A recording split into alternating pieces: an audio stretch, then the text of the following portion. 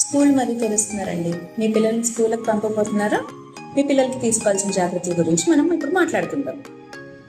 నేను మీ doctor Krishnakumari, paediatrician. మీ పిల్లలకు ఆరోగ్యకరమైన స్నాక్స్ పెట్టండి.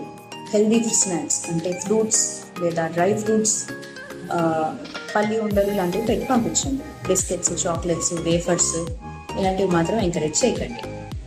ప్రతిరోజు మీ పిల్లలు కనీసం 9 నుంచి 10 గంటలు పడుకునేట్టు చూసుకోండి. దాంతో టీచర్ చెప్పే పాఠాలు బాగా అర్థమవుతాయి, బాగా అర్థం చేసుకోగలరు, చాలా త్వరగా గుర్తుంటాయి. మీ పిల్లలకు చేతులు కడుక్కోవడం అంటే హ్యాండ్ వాషింగ్ గురించి, దాని ఇంపార్టెన్స్ గురించి బాగా అర్థమయ్యేట్టు చెప్పండి. తినే ముందు, తినే తర్వాత ప్రతిసారి చేతులు కడుక్కోమని ఎంకరేజ్ చేస్తూ ఉండండి.